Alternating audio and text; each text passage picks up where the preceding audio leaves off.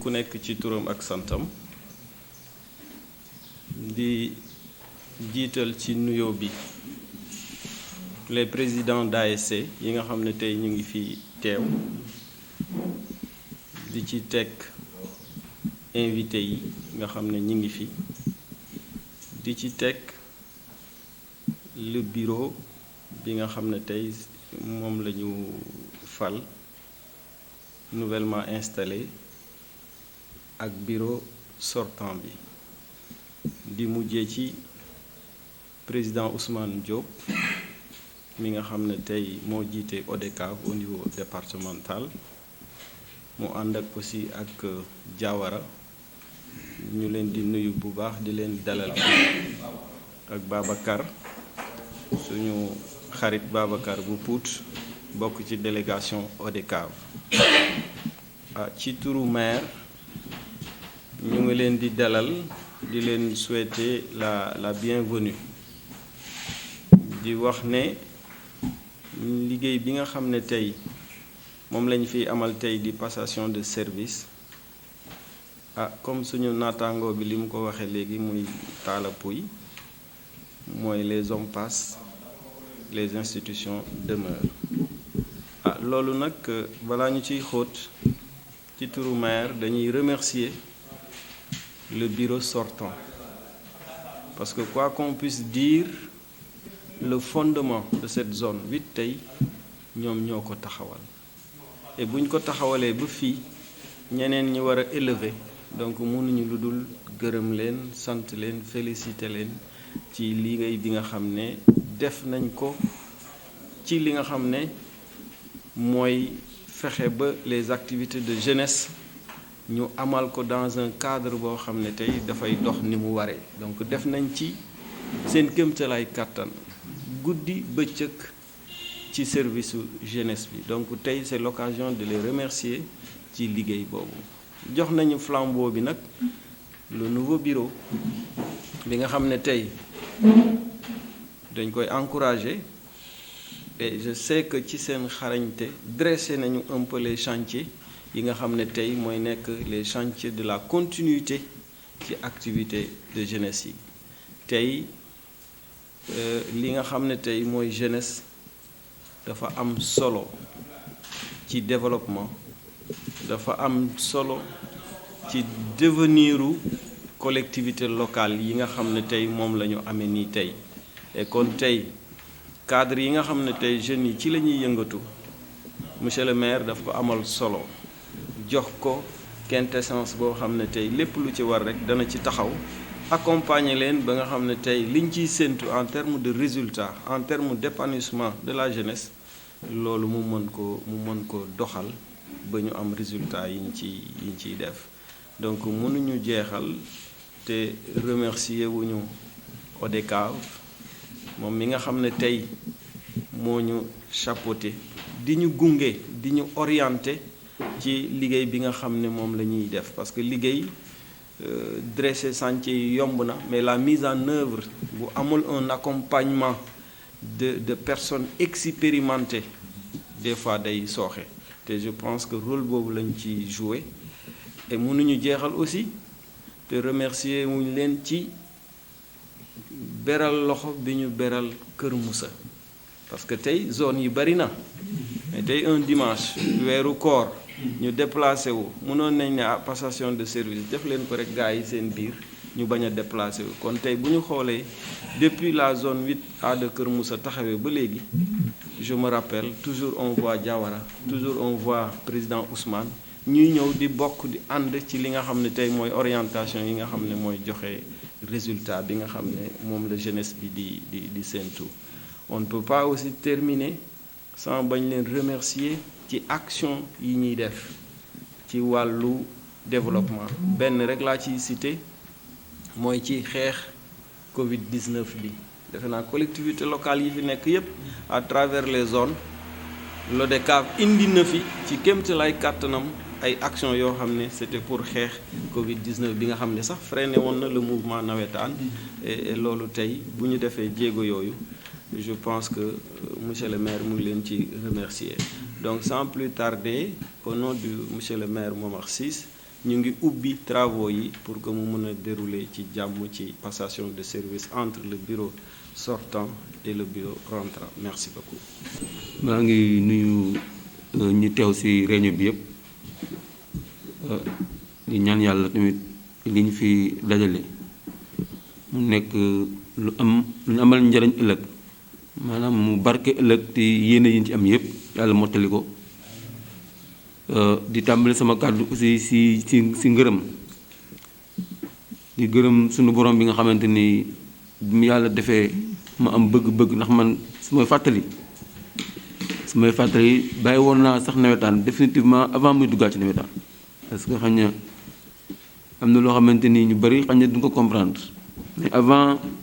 ODCAV bi am man bàyyi woon naa nawetaan boobu maa ngi ne woon ASC Kër Moussa nekk le secrétaire général de l'ASC Kër Moussa au moment Sama Ndiaye newoon président ma dem benn moment ak jafe-jafe ak ñàkk compréhension ma bàyyi nawetaan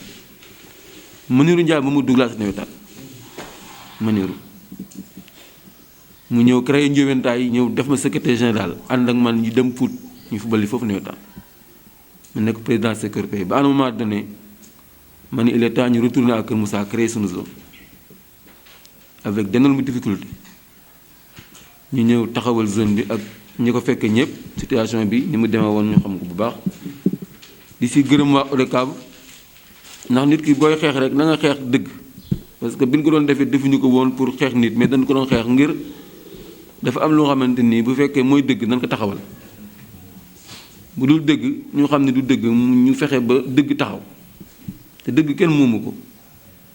boo nekkee nag ci yoonu dëgg te ragaloo te li ngay wax nga gëm ko ay la yéwén di nga ci am ndam dina métti mais di nga ci am ndam na nga ko gëm rek ma ci gërëm vraiment waa ODCAV ndax ODCAV bu zone bi dundee ba agsi fii seen taxawaay am na ci solo lool ndax day dem ay jamono xamoon ngeen ASC dañ daan cotiser sax pour mën a fubal nawetaan mais am na année boo xamante ni niir war naa toog fii Maniru Ndiaye trésorier boobu moo ne woon trésorier de la zone ODCAV mooy jëloon engagement di fay arbitre di fay sécurité ba nawetaan di jeex bu nawetaan jotee moom moo daan jug dem wutal ji sax parrain boobu Xadi comité war na fay fekk xam ngeen Xadi moom it vraiment tey jii occasion la pour ñu rendre ko hommage sonn na bu baax ci zone bi sonn na ci nawetaan vraiment loolu tamit ñu koy dem di ko dund ak waa communauté rurale bi à ce moment ñoom it ñuy def seen kéemtalaay kàttan ci li ñu attan seen doole lu mu mënoon boobu ñu ngi doon jouer terrain vague ba yàlla def ñuy ñëw jàppale ñu am terrain clôturé terewul li seen man-man sa jotee ñu ñëw def seen doole kon liggéey bi ñëpp sa jàppoon ba yàlla def tey aussi ñu am terrain clôturé am grille de protection bi xamante ni dañ ko yàggoon di ko ñaan loolu lépp ci intérêt jeunesse bi la fii kenn sonn fii ngir sa bopp mais ñii dañuy sonn rek ngir mbir mi na dox parce que ñi ñuy sonn wala ñi koy jariñoo tey jii du ñu nekk ci kanamu nawetaan bi boo jëlee kaay ñi nekk fii yëpp tey wër tàbbal ji sonn bi ñuy daj ñoom ci nawetaan ngir mu baax wallaahi daj ñu ko seen liggéey bi leen fay par weer ñi jiite ASC yi li ñuy daj ci seen ASC pour mu am ndam wallaahi daj ñu ko sax ci seen bopp ñoom ndax fii kenn ku nekk fii yow jiite ASC di nga xam ne bis dina ñëw sax sa soxna laaj la dara nga bàyyi nga doog ko jox ASC bi laaj la ko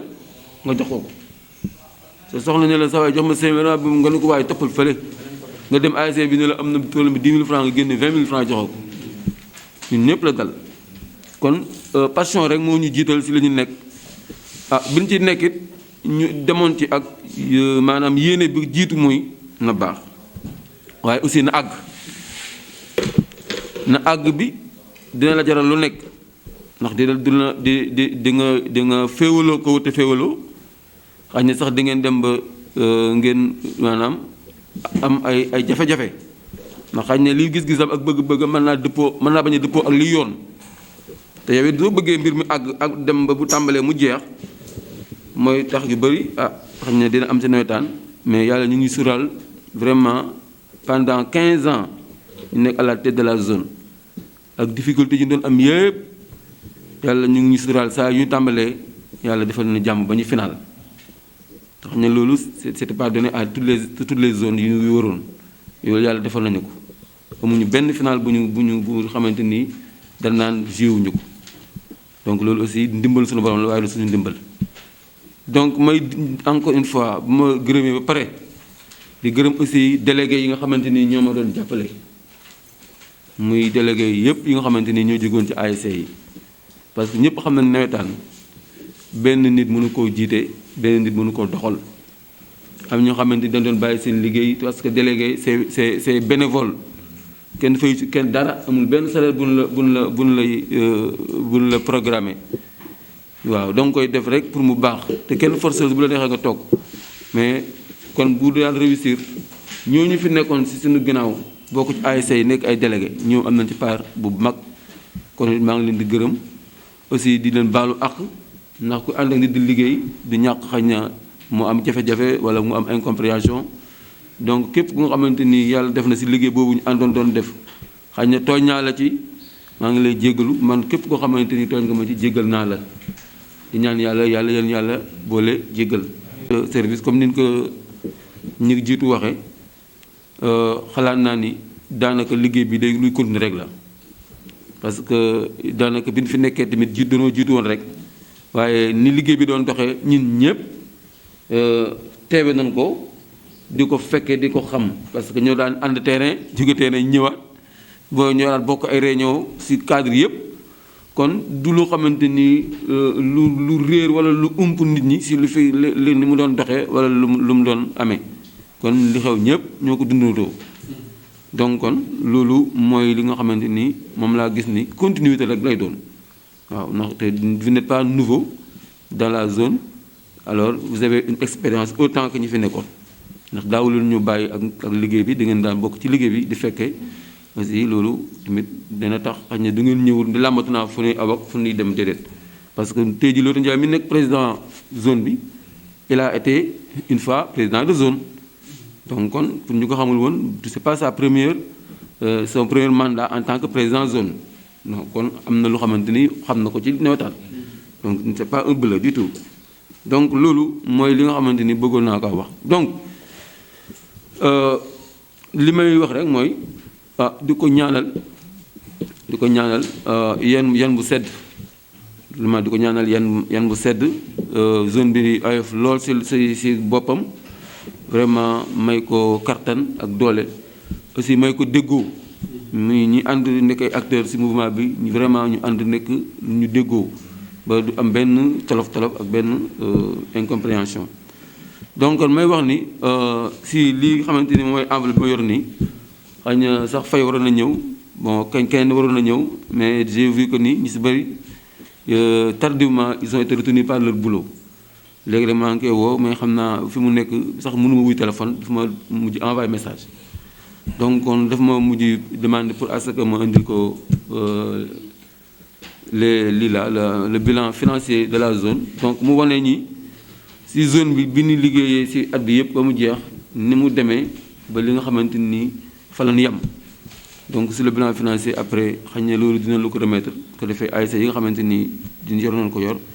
ñoom ñu jot ko donc kon foofu mooy li nga xamante ni mooy fi ñu yem ci loolu. beneen bi dafa naa bu dul ay cas difficulté yi nga xamante ni xëy na loolu yàlla def na bu ñuy démarrer xam naa du ñàkk ñu amaat ci ay toogaay ay waxtaan muy cadre sécurité bi parce que gis na ni bi ñuy daanaka jeexal nawetaan demoon na ba nekkoon na jafe-jafe pour ñu mën a am sécurité au niveau des terrains donc loolu problème moo xamante ni fi leen ko bàyyi xëy na du ñàkkaat ay jéego ci cadre boobu pour xool nu ñu ko régler avant ñu ci sóobuwaat beneen bi aussi xëy na ay kaaw sécurité la peut-être loolu defe naa bu fekkee ci wàllu nawetaan la du sax ab cas parce que après dafay continuer rek donc yooyu daal mooy fii li nga xamante ni xëy na mën nañu. salaamaaleykum bon ñi ngi nuyuwaat assistante bi yëpp di leen nuyu ku nekk ci turam ak santam di leen profité tamit di balu àq ci weeru koor bi ñu nekk di bal ñëpp àq fi ñuy njëkkee rek suñu kàddu mooy dañuy sant ASC yi ASC yi fi teew ñëpp vraiment ñu leen di sant di leen gërëm ndax ASC am confiance porte la nga jiite zone bi donc loolu jar na sant jar na gërëm ñu ngi sant ASC yëpp parce que tey jii li nga xam ne tey moom mooy charme démocratie mooy ñi ànd ak yow ñi bañ ànd ak yow donc tey am na ñoo xam ne votal lu ñu woon mais tey bu ñuy sant ñëpp la ñuy boole sant te tey bu ñuy wax ñëpp la ñuy boole di waxal ndax tey li ñu xam mooy ASC bi suñu zone la bokk tey li ñu xam mooy délégué bi délégué zone la ñëpp la ñuy téye au même pied d'égalité donc ñu ngi profité encore une fois di sant ASC yëpp di leen gërëm ci confiance bi ñu porté ci ñun. beneen bi aussi mooy dafa am loo xam ne tamit il faut ñu leeral ko yàlla dafa dogal ñu nekk président commission jeunesse et sport tey ñu nekkaat président de zone peut-être ñenn ñi mën nañ comprendre mais ñenn ñi aussi mën nañoo bañ a comprendre ñun li tax ñu nangu lool rek mooy bëgg stabilité parce que tey bu fekkente ne tey kiy waxal mairie bi ci côté boobu moom mooy waxal zone bi damay jàpp ne stabilité mënul weesu loolu donc loolu moo tax ñu nangu jiite commission jeunesse et sport tey ñëwaat yore zone bi. beneen bi aussi mooy Talla wax na ko Aada wax na ko am na yoo xam ne tey mi ngi fii di ñu xaar xam nañ ko parce que dañ daan ñëw terrain di ko bokk ak yéen di ko ànd ak yéen donc tey buñ ñëwee duñu làmbatu xam nañ mooy ni ko président Aada waxee fi ñuy commencé ak fi ñuy egg dafa am ay défis yoo xam ne tey dañuy bëgg tey ñun ak délégué yëpp ñu ànd ko ndax tey xam nañ ni loolu mooy jafe-jafe zone bi donc foofu la ñu ASC di xaar foofu la ñu mouvement nawetaan di xaar tey bi si njëkk rek mooy war nañu fexe tey dañuy profité ci Ibrahima mi nga xam ne tey c'est le représentant du maire au moins ñu xam ne ASC yi sonn nañ zone yi aussi sonn nañ tey maire nu muy fexee yokk subvention ASC yi wala subvention zone yi loolu tey ñun foofu la ñuy njëkkee au moins Ibrahima loolu yóbbante la boo nga wax maire que ni tey ASC yi ak tey ñun la zone bëgg nañ au moins subvention yi yu ASC yi ak yu zone yi ñu yokk leen parce que tamit vraiment ñun ñëpp xam nañ ni zone li muy daj métti na ASC yi tamit li ñuy daj métti na donc loolu la. beneen bi aussi mooy xam nañu tamit dañ doon am jafe-jafe ci bu ñu demee ba final enveloppe bi parce que tey am nañ ci expérience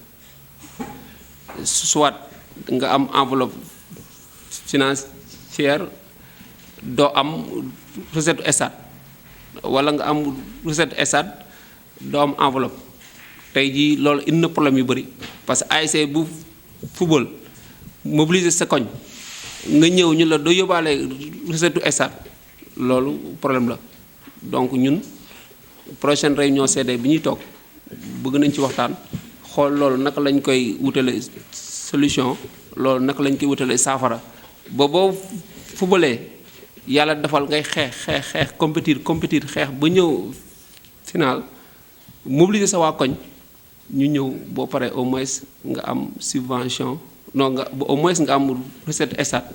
ñaar dërëm la wala ñetti dërëm la nga xam ne kat sa waa ASC li ñu contribuer ak mobilisation bi moo la ko may enveloppe bi tamit nga am ko au moins nga wuuteeg ñi nga xam ni demi final lañ toogee wala quart de finale donc loolu mi ngi ci beneen bi aussi mooy final yi aussi am nañ war nañu xeex ba muy nekk loo xam ni dañ koy football dans les délais parce que nawetaan période la am na période boo xam ni zone yi ñoo war a compétir jeexal ODCAV bi jël jeexal ODCAV bi jël mais su fekkente ni zone yi dañuy compétir période boo xam ne ODCAV bi ñu ngi compétir wala ODCAV bi ñu ngi compétir donc loolu moi je pense que war nañu ko xalaat ba nga xam ne tey war nañoo def luñ mën ak luñ mënul ba nga xam ne délai bi zone yi war a compétir ñu compétir fa jeexal su ODCAV di compétir ñun suñu représentant mën a compétir normalement si ODCAV bi donc loolu aussi ñu kii beneen bi aussi mooy dañ association sportive et culturelle bu fekkente ni tamit dañuy développer le volet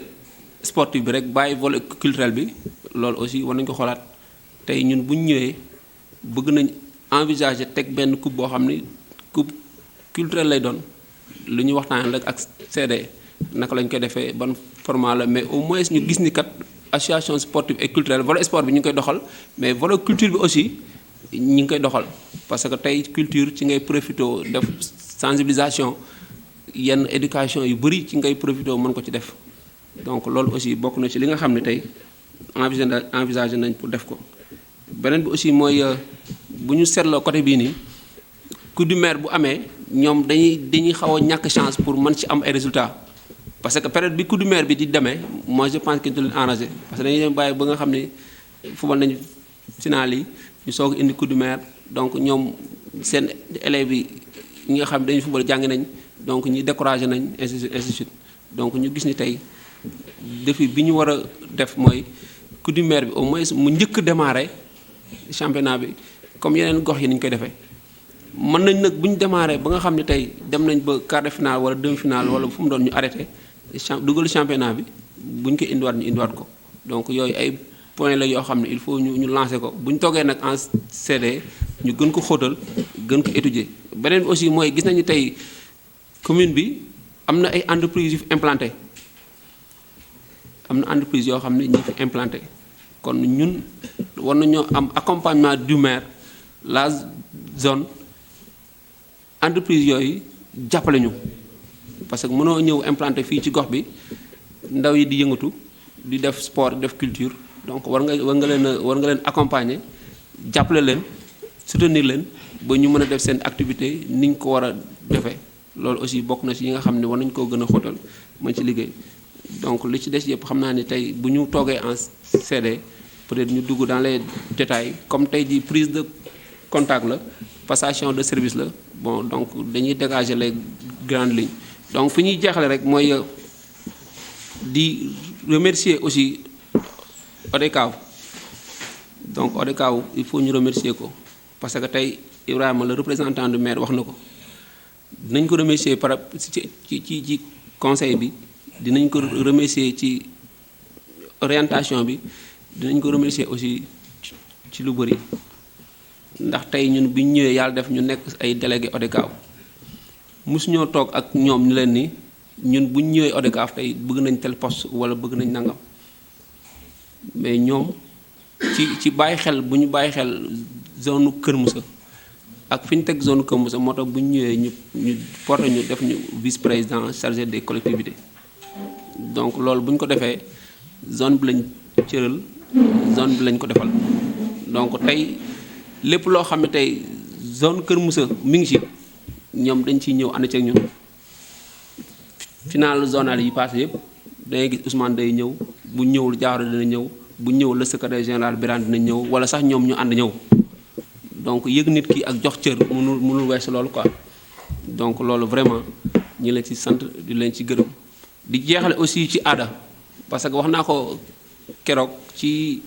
passation de ci kii bi ci élection yi dama koy waxaat parce que mooy dëgg quoi ñun bu ñu dugg ci nawetaan aada moo ñu ñëw dugal ñu ci nawetaan mi ngi ni toog loolu dama koy mën wax ci kanamam mu nekk secrétaire général ASC Kër Moussa ñëw ni ma sawaay nañ dem ñu nekk délégué parce que liggéey ma rek maa fa nekk te comme ci dëkk bi nga dëkk nga ñëw nga jàpp ci donc kon tey loolu niñ ko sant niñ ko ci gërëm te waxoon naa ko keroog aussi moom ak équipe am par exemple mu jëwuñu poussé bi mu réer bi ñu fiy ñëw mën nañ ni zone nekk fi woon tey ñu taxawal ko ba zone nekk fi tey bu ñu nekkulee zone bi gën a mag ci département bi bokk nañ ci zone yi gën a mag ëpp ay ASC donc loolu liggéey moo ko maye donc ñoom kon bu ñu ñëwee tey ñu war a jëbalante ak ñoom lenge yi donc war nañ leen a sant gërëm leen xam ne ñoom mujjewuñu poussé bi mu réer en tout cas li ñu waroon def nañ ko donc li ci des mooy ñun ñoom fa ñu yem peut-être ñu jéem a fexe ñëw teg beneen brique ci bâtiment bi wala ñu teg yeneen brique ci bâtiment bi donc loolu la ñuy ñaan et puis di si tàllal loxo ñëpp Ada le président sortant sa équipe ak képp koo xam ne vraiment tey boo ñëwee di nga indi lu baax boo ñëwee di nga indi lu doxal zone bi ñun amuñu problème ubbi nañ la sa bunt suñu bunt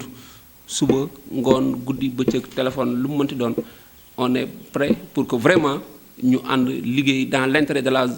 zone dans l'intérêt aussi du nawetaan donc loolu lañ ñu woon tey nañ ko wax beneen bi aussi mooy di gërëm aussi la presse journalistes yi da leen di sant leen gërëm parce que muy SAR Actu Thiès muy rajo Sébikotane bi Waaru FM donc ñoom dañ doon ñëw di couvrir les nawetaan information bu am ñu relier ko SAR démb lañ ko wax il s'est déplacé vraiment ñëw pour couvrir manifestation bi ñu leen di sant leen gërëm fi ñuy jeexale nag mooy monsieur le maire Ibrahima boo demee nga wax monsieur le maire que ni tey wax na am nañ ay doléances mais am nañ tamit ay satisfaction parce que bu fekkee tey ñun maire monsieur le maire Momar ba muy ñëw dafa fekkoon 2 terrains yoo xam ne terrain vague la muy bu nekk zone sud ak bu nekk zone centre donc moom mu ñëw clôturer ko donc loolu tamit defal nañ ko ñu ngi koy sant di ko gërëm beneen bi aussi muy zone centre bi defal na grille de protection yi ba nga xam ni nawetaan yi di ñëw incha allah dañuy jouer ci terrain clôturé plus grille. di profité ci weeru koor bi aussi di baalu ak ñëpp di baal ñëpp ak ñaan yàlla weer wi ni ñu ci duggee bismillaahi rahmaani rahiim lii la ci bëreewul pour njaayeen yi ku ñu génn ak alhamdulilah rabbil alamin donc tey dañ fi ñëwoon ci passation de service bi ma ànd ak Ousseynou Diawara mooy premier vice-président chargé de la sécurité pétrolière des caves ak Babacar c'est le trésorier général adjoint donc ñoom ñoo yoroon poste yi passé mandat bi passé donc ñu reconduire leen aussi à leur poste comme ni ma reconduire aussi comme président de l'ODCAV donc di wax ni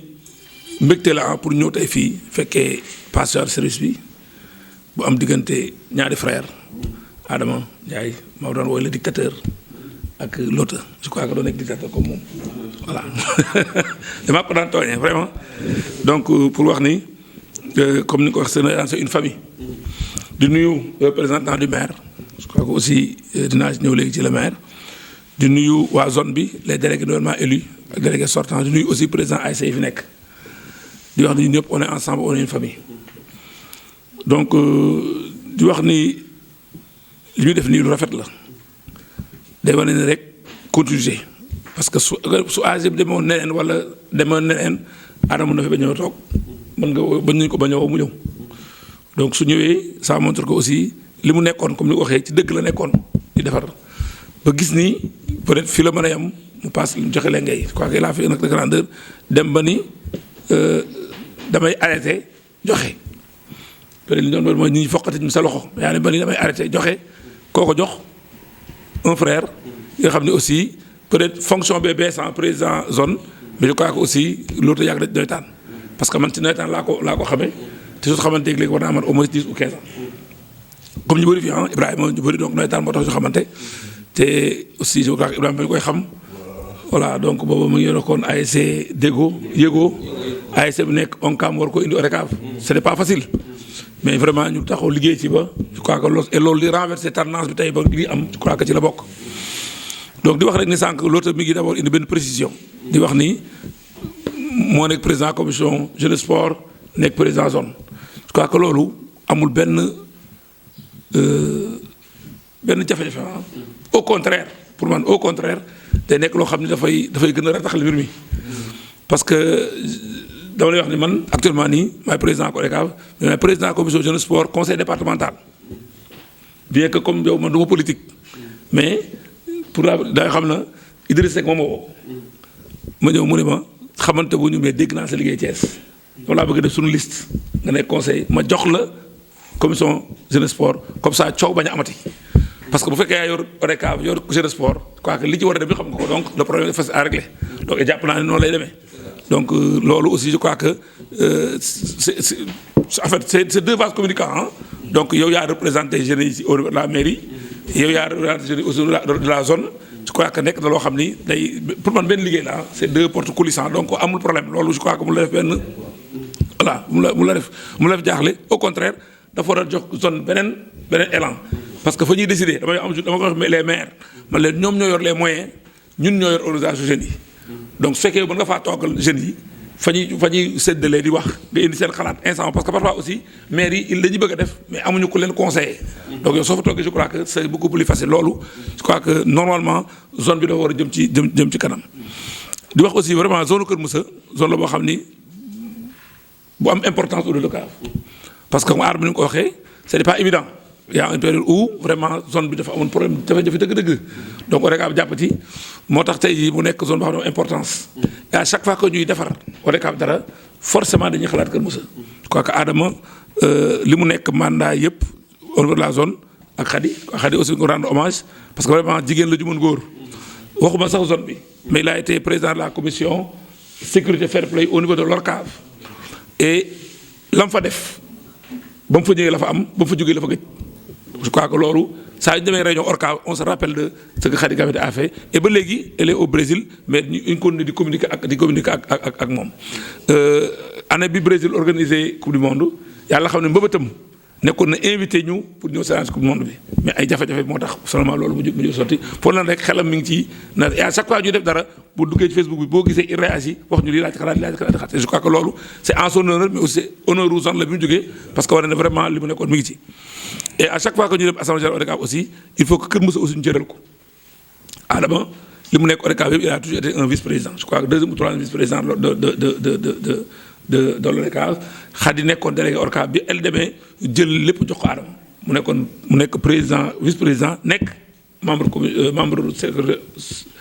de ODCAV bi Adama dem aussi bi ñuy def ren aussi dañ ni loolu bu ñu ko yokkul duñ ko wàññi quoi que aussi l'autre bi ñu waxtaan ak moom tey moom la ñu def je crois 4 vice-présidents chargés des collectivités et loolu man je crois ñoo waxtaan ci parce que jàpp nañ ni suñ ko joxee ak collectivités yi loolu je crois que jox nañ ko loo xam ne xam na ko parce que mi ngi ci biir donc nekk ci biir Kër Moussa te je sais aussi il y a un lien très fort entre le maire de Kër Moussa ak les autres maires du département donc à travers le maire je crois son carnet d'adresse wala ko mën a faciliter moom mu faciliter ñun suñu relation ak les maires bien que on a de très bonnes relations avec les maires yàlla xam na de très bonnes relations avec les maires du département peut-être benn wala ñaar ñoo xam ne peut-être mais je crois que maire yëpp am nañu relation bu baax et à chaque fois ñu soxla leen dañuy recevoir suñu leen waxee nañu déglu mais dafa am ñeenti maires yoo xam ne vraiment en dehors de maires yi nga xam ñoo nekk Thiès nga xam ne ñoo si ñoom protocole boo xam ne vraiment depuis que ñu nekk fii ñoom ñoo nekk naturellement parrain zone Thiès yëpp donc c'est la grande mairie bi ñu defee maire d'arrondissement ñoom jël ko mais le maire de Kër Moussa le maire de Pout le maire de Ngoundiane le maire de Thiénaba ñooñu vraiment ak dañ leen di rendre hommage parce que vraiment c'est de véritables partenaires et à chaque fois que ñu xewle suñu leen ko yëgalee suñu ñëwul yónnee délégation chaque fois aussi ñu jox la dara laaj leen ñu un soutien jàpp nañ ci et loolu wax nañ ko fépp foo xam ni maire daje nañ fa wax nañ ko fépp foo xam ni toog nañu ak les ministres on l'a dit les maires dañu jàppale mais ñeenti maires yi moom vraiment particulièrement wax nañu le ministre qui dit au président mu gën leen jàppale parce que seen taxawaay au niveau de la jeunesse xam nañ ko je crois que loolu lañ leen fi tegee donc c'est le sport c'est une compétence décentralisée jox ko les communes donc suñu sentir ni yii maire ñi ngi ciy dox vraiment li ñu war a dox je crois que loolu vraiment aussi rafet na nañ ko war a wax ñu wax ko parce que aussi à chaque fois on a des réunions soit avec le ministre des sports très souvent le ministre aussi de la décentralisation à chaque fois que ñu am dañu leen di wax soit suñ ko mën suñu cadre mun fa ay aussi jox nañ ko Baye Labasse président ORCAV jox nañ ko Amadou président ONCAV pour ñu eggaleen ko je crois que ñooñu ñëpp yëg nañ ko donc loolu vraiment dañ ciy remercier di ñaan aussi que li nga wax aussi je crois que maire dégg na ko et gëm naa ni su eggee ci noppam dina ko def parce que je crois que lu mu deful rek peut-être mënu ko mais yéeneem ñun xam nañu loolu te yéen dafa dépassé sax au niveau de la parce que day ñëw di baaxal ba ci ODCAV donc mu nekk loo xam ne vraiment dañ koy rafetlu di ko vraiment remercier waat en notre nom di ko vraiment ODCAV Thiès kontaan na ci moom ñu ngi koy remercier et que vraiment aussi lépp loo xam ni dugal na ko ñu war cee dugal suñu loxo tout à l'heure dégg naa le secrétaire wax affaire projet de développement loolu aussi wax nañ cee liggéey parce que aujourd'hui l'État du Sénégal aussi duñ ko waxee xam nga da nga ne sànq ASC bu nekk bu amee ñetti emploi l'État a pensé que en s'appuyant sur les ASC du Sénégal il peut régler le problème de l'emploi bi mu am. Aujourd'hui au Sénégal on a près de 7000 ASC au niveau national donc l'ADER délégation à 7600 et quelques donc DER mooy délégation à la rapide. L'année dernière DER dafa joxe woon le président bi sur la DER ñu versé au niveau de l'ONCAV 500 millions pour ñu financer 100 ASC à hauteur de 100 millions 5 millions par ASC muy 500 millions. Mais le problème mooy on demandait des projets ak récépissé ASC yu amul récépissé aussi mënuñu laa élire donc loolu on appelle au président pour que ASC yi aussi ñu góorgóorlu ci loolu pour récépissé parce que daaw amoon nañu 500 millions en principe mbas mi moo tax mais normalement ren le président avait dit que la DER met 1 milliard donc bu ñu joxoon 100 ASC ren au moins dama jox 200 ASC et comme ñun aussi am nañu chance président Bayla Bass mooy président commission financière ONCAV à chaque fois que ñuy séddale il fera tout pour que le maximum de projets ñoo à Thiès bu ñuy aussi ASC lañ koy jox je crois que Babacar da nga nii ASC ndigal gi ils ont actuellement une boulangerie di defar mburu di jaay di encaisser seen xaalis di ko denc comme ñëpp am na ASC yoo xam ne dañoo defoon pour comme ni ko waxee ay poulailler lañ defoon je crois que aussi boobu moo xaw a tàkk parce que ISEC Institut supérieur de gestion ISEC bu Dakar moom lañ joxoon projet bi boo xam nga ak Demele Diop ISEC dañ ko emprisonné moo xawoon freiné mais avant muy dem prison fekk na boobu ñi amoon boulangerie moom vraiment muy Pout à Thiès gis nañ bëri au Sénégal aujourd'hui des ASC ont des boulangeries et chaque fois ñu ngi wane ci panel bi que ñu ngi defar mburu ñu ngi jaay ñu ngi encaissé am sa xaalis et y a d'autres projets donc je crois que aussi rafet na pour que ASC yi aussi préparé wu pour que ku nekk bu récépissé pour que su projet yi génnee ku nekk war cee mën a am je crois que loolu c'est important baax na pour ñun parce que ça permet aux ASC de participer am ay jeunes yoo xam am na ci lu ñu jàpp mais aussi je crois que baax na pour état bi pour après mën a def ay comptes et cetera. Donc loolu aussi je tenais vraiment à le rappeler ngeen yokk ko ci seen programme bi wax nga aussi problème formation je crois que loolu moom Ousseynou nii service de la formation il est disponible parce que sama wax toujours mbir boo ci bokk da ngay xam lan la parfois problème yu bëri ñu am ci nawetaan délégué li parce que dañuy jokk nawetaan yi xamuñu texte problème am bu ñu demee seen ASC la ñuy wax la ASC bi dégg parfois la ñuy wax c'est sans fondement zone baa ñuy xeex zone baa ñuy lii gars yi dajaloo ñëw toj zone ba wala toj stade bi alors que en réalité ASC baa tooñ donc délégué aussi war nañ leen a former mais aussi comme ni waxee su dëgg jotee ñu wax ASC bi dëgg